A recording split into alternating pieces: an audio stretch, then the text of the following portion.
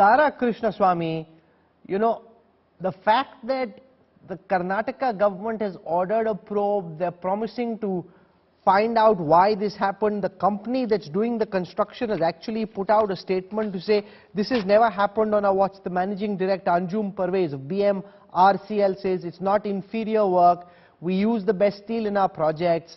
We're doing a thorough internal investigation. We will reassess the method. This has never happened earlier. Could this be a one-off, or do you think this one incident actually signifies what is wrong with the manner in which Karnataka is being run right now? Rahul, I'll say a couple of things. First of all, this is not the first time there has been a metro accident and loss of life. In 2020, if you recall, even the construction workers themselves lost their lives, metro construction workers. And Bengaluru is not the only place that this has happened. This has happened with the Delhi metro. It has happened with many other metro construction sites. The question is, do we ask what has changed after each time? Are we following better safety norms? Are we putting in place measures to make sure that such accidents are minimized? Are we holding people accountable? State in general, not just Karnataka state, state in general, that includes the union, that includes any given state, is responsible for the loss of immense number of Indian lives, whether it's custody deaths, whether it's pothole deaths, whether it's deaths due to metro accidents. Have you ever seen a criminal case filed against anyone? In Gujarat, before the elections, we had the Morbi Bridge collapse.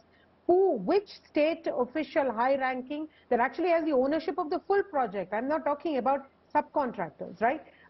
Who lost their job? Are there criminal cases filed against them? Is it possible in my house, in my compound, if I erect something that falls on my neighbor's wall, leave alone damages somebody, will there not be a criminal case on me? How is it that state gets away scot-free by killing its own citizens? That is the second thing. What measures have been instituted since the last tragedy? Because the tragedy doesn't have to only happen in Bangalore, which it did in 2020, but the point is, what measures have been instituted since tragedies in other cities? What have we learned? What is different about building the metro now? Have we instituted further safety measures?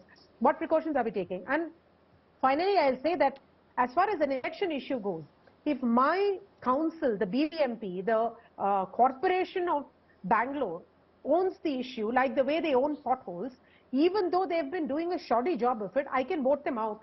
But they don't own BMRCL. My state elections are coming. If my state owns the BMRCL, I can vote them out. They don't either. The union government is building intra-city transport. Now think about that. The union government is not building intrastate transport, is not building international transport. It's building intra-city transport. Now how many things will I hold my union government accountable for? Should I hold them accountable for the defense against China and Pakistan, or should I hold them accountable for a metro pillar? So when you end up subverting the basic norms of state lists and concurrent lists, union lists, when you end up subverting the basic requirements of federalism and who should own what, and you end up building a side road in a state like a smart city, or you end up building a toilet and fixing black spots like a Swachh Bharat. When the union government is doing these things, how do you hold it accountable? Tell me. Okay, Captain Ganesh Karnik, respond to the concerns of Harish Bijur and Tara Krishnaswamy, saying the state government is getting away by killing its citizens, whether it is Morbi or whether it is what happened in Bengaluru with the metro pillar. Action isn't taken against those officials who were responsible for this tragedy, or you could even call it murder. Hello? Captain Karnik, do you hear me? Yeah, I can hear you. I just joined in between, there was a disconnection. I really don't know what were the points discussed. I've just joined. The points which were discussed were very clear.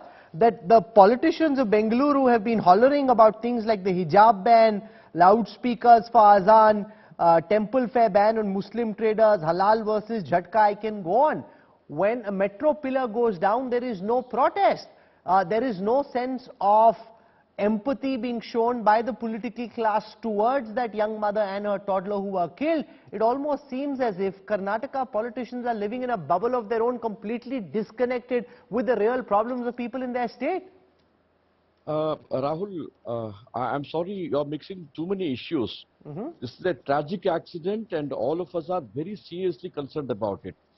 Honorable Chief Minister, without mincing words, he has immediately ordered an inquiry, suspended 2 people from the contractual firm, And even though compensation is no excuse, he has immediately dispensed a package of 20 lakh rupees to the deceased.